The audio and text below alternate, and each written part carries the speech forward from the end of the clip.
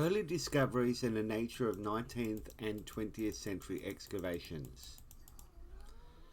There are some signs in many parts of Pompeii, including tunnels and holes in the walls of some houses, that suggest that in the months after the eruption, some people may have came back to reclaim what they left behind, search for reusable material such as bronze, lead, or marble. Whether these people took a chance of digging through the volcanic debris into some of the rich houses were not the original owners of the property who had arrived, or looters, is not known. However, a message, house tunneled, scratched into a wall, perhaps a message to the other members of their gang, uncovered by excavators in the 19th century, indicates that there were probably treasure hunters. This must have been an incredibly dangerous activity, and it poses the question, is it possible that some of the skeletons found in Pompeii centuries later did not belong to the victims of Vesuvius, but those who returned to the city to loot soon after the eruption? It took around another 1500 years before these cities began to give up their secrets. At first, this only occurred by accident, and it was some time before the discoveries were seen as significant. In 1592, Domenica Fontana, the court architect for the Austrian Habsburg rulers, who at the time controlled Naples, discovered slabs of marble and frescoed walls as he directed a civil engineering project close to the former site of Pompeii to divert the waters of a tributary of the Sano River. In 1709, the city of Herculaneum was rediscovered when an Austrian general, Count d'Elbeuf, was searching for antiquities and a cheap source of marble with which to decorate a villa he was building nearby.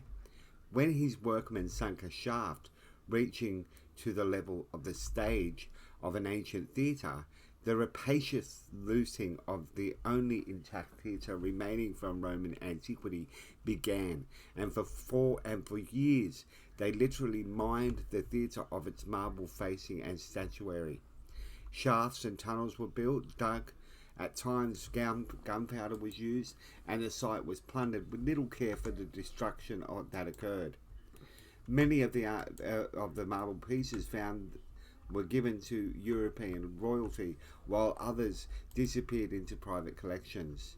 Eventually, the shaft entrances were sealed up because of the difficulty of penetrating the solidified volcanic mud, and because the town of Resina lay over ancient Herculaneum. Early discoveries at Herculaneum and Pompeii. When Charles III of Spain became Charles VII of Naples in 1734, he initiated a program of feverish exploration and excavation. The king appointed a Spanish military engineer, Roque Joaquim del Acabia, to resume excavations at Herculaneum. The aim of the excavations was not primarily to gain knowledge about the past, but to gain prestige for the present, and it is this that overwhelmingly influenced the progress of the excavations throughout the rest of the 18th century. De Alcabia directed an engineering course called Back to hack 20 meters into the hardened volcanic material of Herculaneum and to dig more tunnels out from the ancient theatre discovered nearly 30 years before. The labourers worked in the faint light provided by oil lamps and smoky torches, which were constantly being extinguished, plunging the men into claustrophobic darkness or threatening them with suffocation. They carelessly broke through painted walls and tunneled through houses, destroying many precious artifacts in the process. As rooms or buildings were uncovered, objects and statues were put aside. Light documentation would take place for tax purposes, and Camillo Paderni, curator of the King's Museum at Portico, would arrive, and a selection process would begin with the task of choosing only the finest objects for the King's collection. And that was C. Amory in The Lost World of Pompeii. Other more common artifacts, as well as damaged frescoes, were destroyed by hammer or discarded, and once a site had been cleared of all the finest objects, it was usually backfilled. Years later, 1771, the art historian Johann Winkelmann wrote that Der Alcubierre knew as much of antiquities as the moon does of lobsters.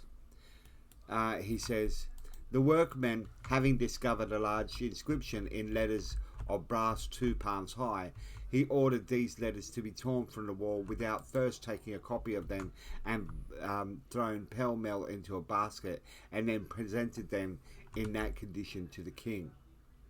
By 1748, the flow of treasure from Herculaneum was beginning to dry up, and the king gave Der Alcubierre permission to dig into the mound known as Civitas, or settlement, the former city of Pompeii, which he carried out with a small crew of slave labourers.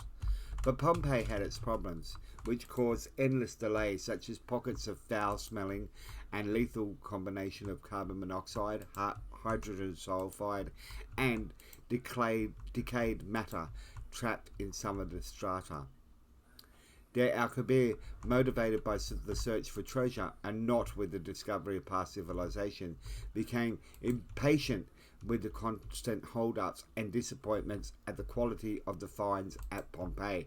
He returned to Herculaneum, leaving only a small workforce at Pompeii. Even though the court at Naples kept strict control of the excavations, 2 Englishmen, Horace Walpole and the poet Thomas Gray, were able to visit Herculaneum as early as 1740.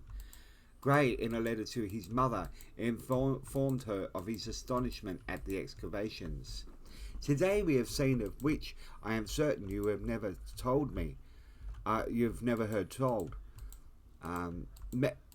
Have you ever heard of a subterranean city, an entire Roman city, complete with buildings that has remained beneath the earth's surface? In the whole world there is nothing like Herculaneum. It is fortunate that in 1750 the king appointed a Swiss engineer named Carl Weber to join the excavation team to work under the supervision of Der Alcubierre at Herculaneum. Unlike Der Alcubierre, who excavated randomly and kept no records of the context or provenance of the objects removed, Weber believed it was important to uncover the site systematically and to document the excavations. Over a period of 15 years, he excavated Herculaneum by means of underground tunnels, began drawing up plans and maps of all the subterranean galleries and buildings, and recording artifacts and paintings wherever he could. The Alcubierre thought Weber's methods were ridiculous and often deliberately put obstacles in his way. But despite his supervisor's destructive methods, Weber's systematic approach led to the discovery of the Villa of the Papyri, sprawling along the coastline in Herculaneum, and one of the most luxurious in the Roman world, with a library of 1,800 carbonized papyrus rolls. The discovery of this villa was later lost when excavation at Herculaneum was suspended. It was another 200 years before it was excavated again. The King of Naples exploited these new discoveries for political influence, opening up the sites and the Royal Antiquities collection to foreign dignitaries. And in 1755, he founded the Herculaneum Academy to record some of the most important finds. Finally, in 1763, an inscription, Republica Pompeii Herculaneum, Pompeii. I can't even read this. Sorry, guys. Pompeii Herculaneum, or Commonwealth of Pompeii, was discovered in the Street of the Tombs, positively identifying the site of Pompeii. This created great interest in Europe, and the grand tour undertaken by young aristocrats soon included Naples on its itinerary. No longer did the tourists turn around at Rome, but travelled south to see the excavations at the open-air museums of Herculaneum and Pompeii. In 1764, Weber died and was replaced by another Spanish engineer, Francesco Levega, who, although still responsible to De Alcubierre, built on the work done by Weber. His approach included uncovering each building in its entirety, making a complete search for artifacts, documenting all notable interiors, and writing detailed diaries of all work carried out. In Pompeii, he unearthed the Odeon, or small theatre, and the intact Roman temple of Isis, complete with frescoes. Suddenly, the lure of Italy became irresistible. In 1780, De Alcubierre died, removing one of the greatest hindrances to the development and execution of proper archaeological practice at Pompeii. Despite Alcubierre's death and a short positive interlude under Napoleonic patronage, the Kingdom of Naples once more came under the control of the Bourbon rulers, and in their desire for self-promotion, they encouraged artists, architects, engravers, and writers to record the glory of all aspects of the Bourbon Kingdom. Excavation recommenced at Herculaneum in 1828, but the methods of excavation were crude and destructive. The director of the site, Carl Bonucci, was corrupt and incompetent, with no concern for the preservation of finds. Administrative irregularities and even theft were rife in both the museum and excavations, and Pompeii was faced with financial difficulties. Political unrest, moves to unify Italy during the 1840s and 1850s, did not help the situation. However, despite these difficulties, many important finds were unearthed between 1824 and 1860. The Forum Baths, the Temple of Fortuna Augusta, the House of the Tragic Poet, the House of the Faun, whole city blocks, and the Stabian Baths in Pompeii, as well as the House of Argos in Herculaneum. The Bourbon monarchs were finally expelled from Naples in 1860, and with the appointment of Giuseppe Fiorelli as superintendent of the site, the excavation of Pompeii entered a new phase. A new era of excavation, 1860 to 1960. By 1860, the earlier destructive and haphazard excavation methods, which focused on finding precious objects and beautiful paintings for a jealously guarded royal collection in the Naples Museum, were coming to an end. For the next few hundred years, men such as Giuseppe Fiorelli, Vittorio Spinazzola, and Amedeo Mori changed the fates of Pompeii by adopting a more systematic and scientific approach to excavation and the documentation of finds. Unfortunately, excavation at Herculaneum was suspended in 1877 because the residents of Resina, the town on top of the site, objected to their land being taken from them. It was not resumed until 1927. Giuseppe Fiorelli, 1860 to 1875. In 1860, Giuseppe Fiorelli was appointed an inspector of the excavations, and 3 years later was given direction of the Naples Museum as well as superintendency of Pompeii. Significant achievements. Fiorelli introduced a uniform numbering and naming system for houses and buildings. Previously, the houses were given names according to a notable feature or possible owner, but this led to confusion when some houses had several names. He divided the topography of the site, including those areas not yet excavated, into 9 regions, each containing up to 22 blocks or insulae, and every entrance within each insula was given a number. For example, the House of the Faun, which had over time, for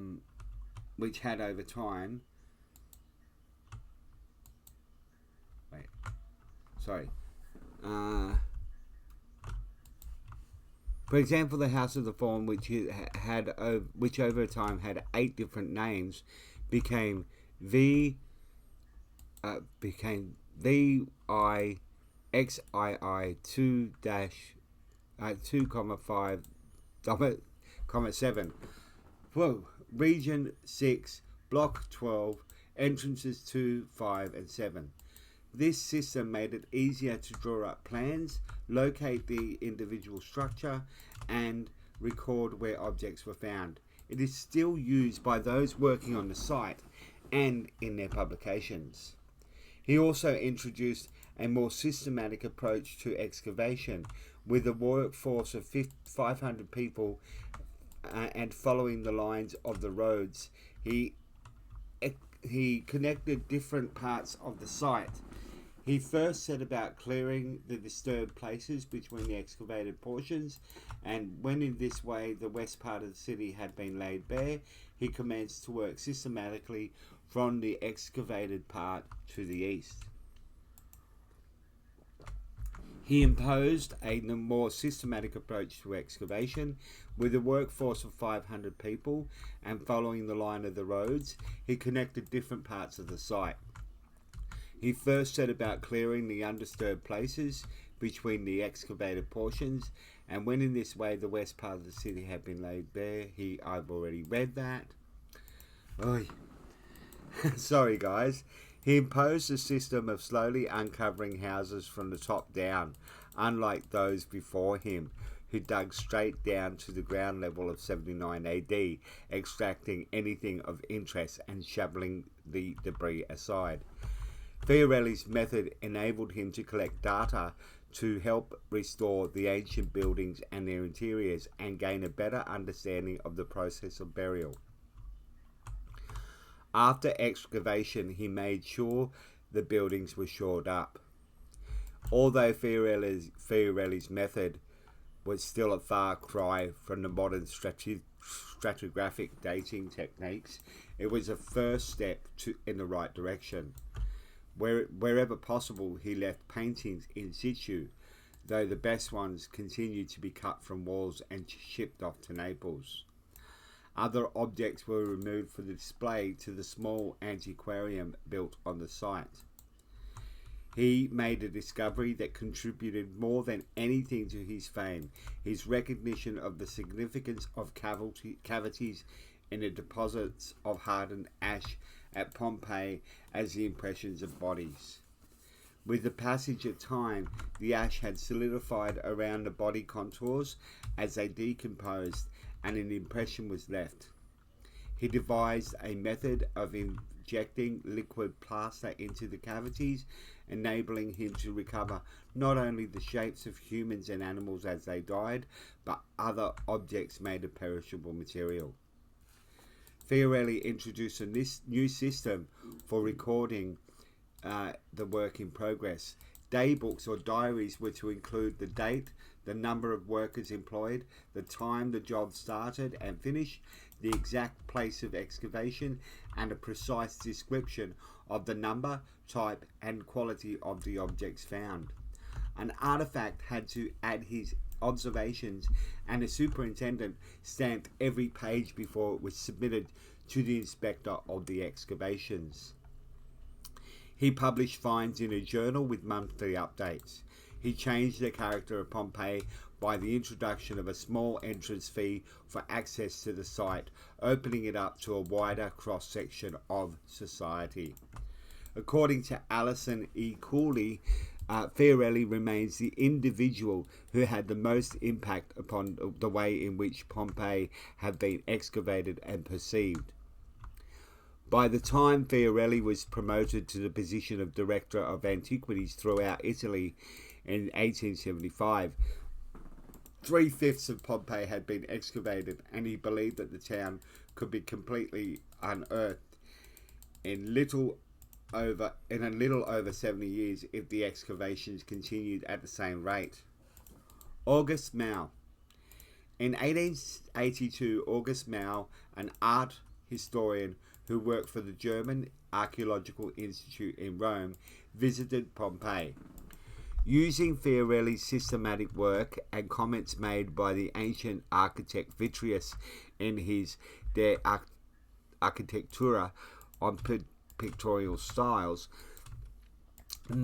Mau developed a sequential classification of wall paintings. The first style, circa 175 to 180 BC, often referred to as the incrustation or masonry style because this tiny stucco wall decoration is in the form of solid colours to represent stone or marble. The second style, 80 to 10 BC, referred to as the architectural style as it featured columns, porticos and niches, creating a three-dimensional illusion of extended space with landscape vistas throughout through arches and painted windows.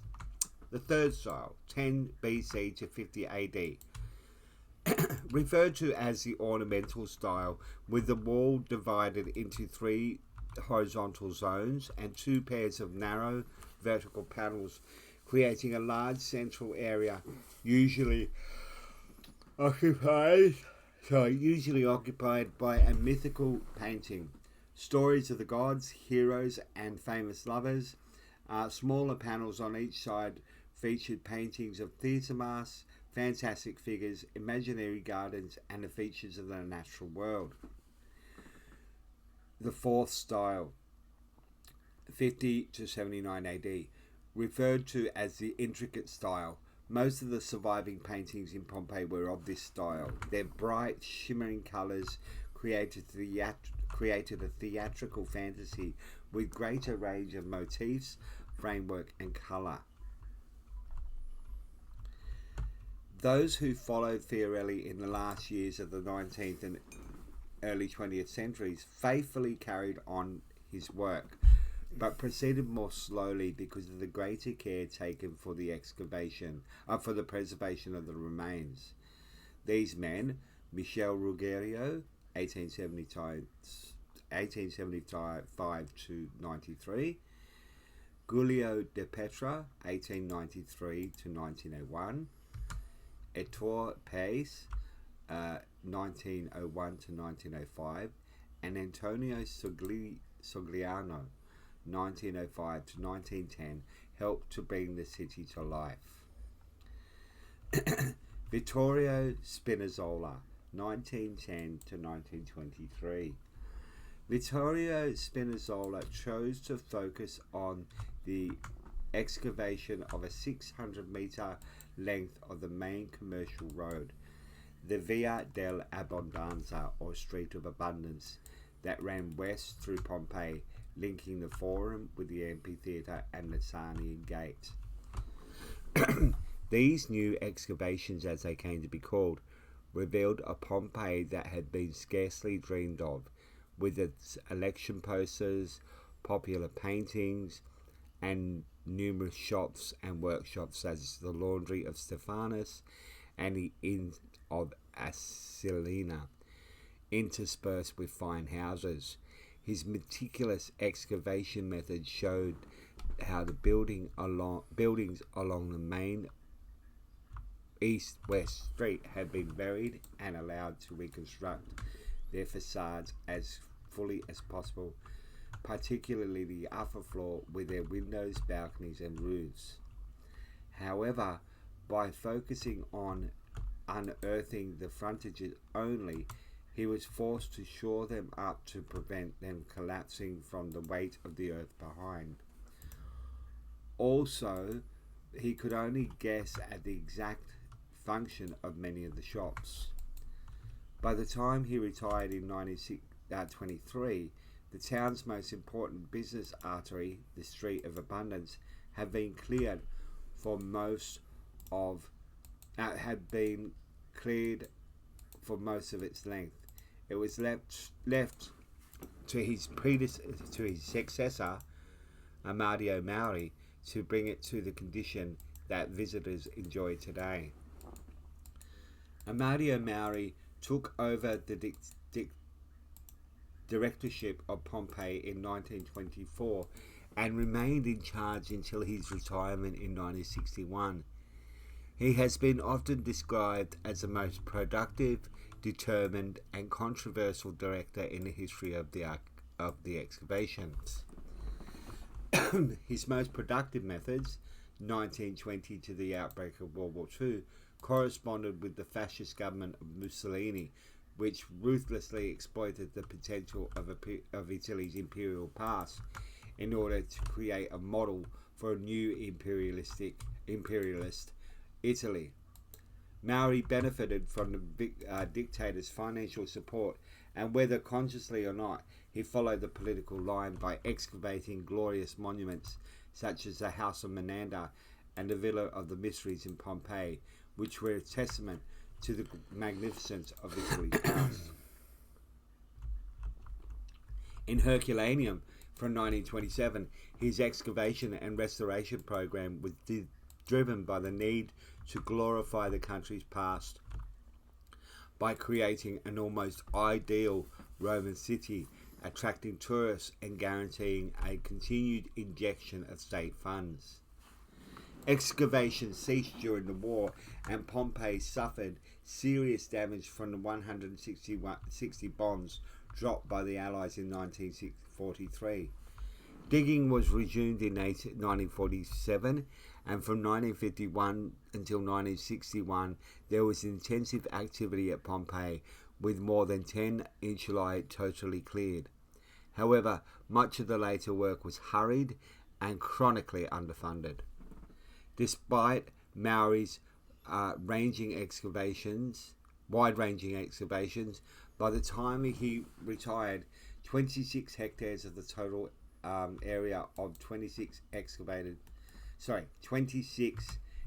still not excavated. Sorry, I'm going to read that again. Despite Mauri's wide-ranging excavations, by the time he retired, 26 hectares of the total site area of 60 hectares was still not excavated. And by the late 1950s and early 1960s, Pompeii was in a bad way. Some significant achievements of Amadio in Pompeii and Herculaneum. In Pompeii, he continued the work of Spinazzola along the famous Via dell'Abbondanza in an attempt to uncover the insulae on either side, and gain a view of the whole. He uncovered 140 meters of the road as the amphitheatre and excavated the palaestra. He worked on the House of Menander with its famous silver treasures under the House of the Surgeons, as well as completing work on the Villa of Mysteries outside the wall of Pompeii. He cleared and restored the area behind the triangular forum, which revealed the terrace houses on the steep flank of the Pompeian mound, restored public buildings such as the Basilica and the roofs of many houses. He resumed excavations after World War II, with the Villa Imperiale discovered under the damaged antiquarium, brought to light the house of Julia Felix, which had been originally uncovered in 1775 and then buried, and cleared the cemetery outside the new Syrian gate.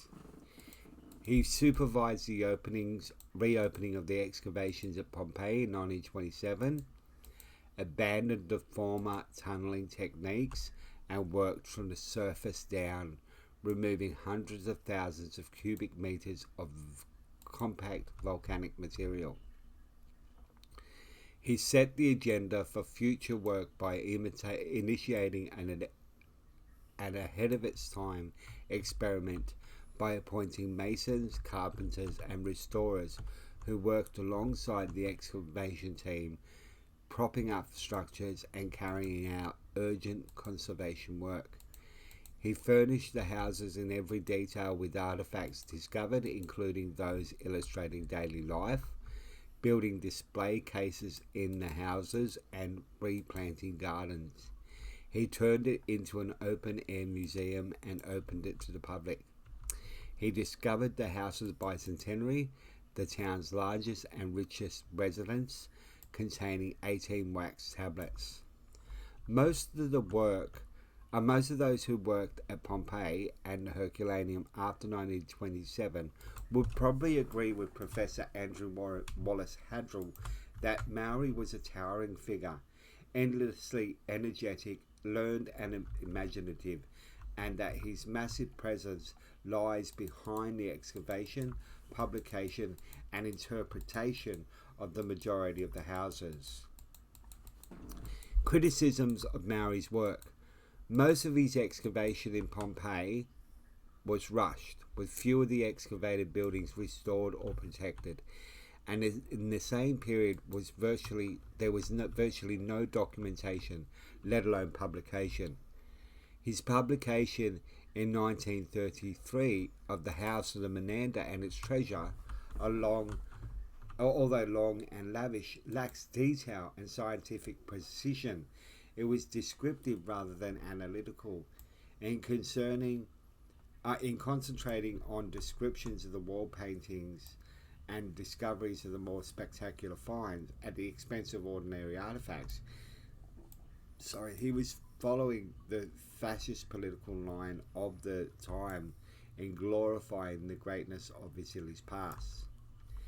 His interpretation of a social and economic decline after the earthquake of 62 AD and his disgust at what he believed had happened was based on anecdotal rather than statistical evidence and a false assumption about the elite, trade, and use of property, and about the mix of commercial and residential. Professor Wallace Hadrill says that although there may have been some truth in Maori's account of the crisis after the earthquake, his model is simply too rigid.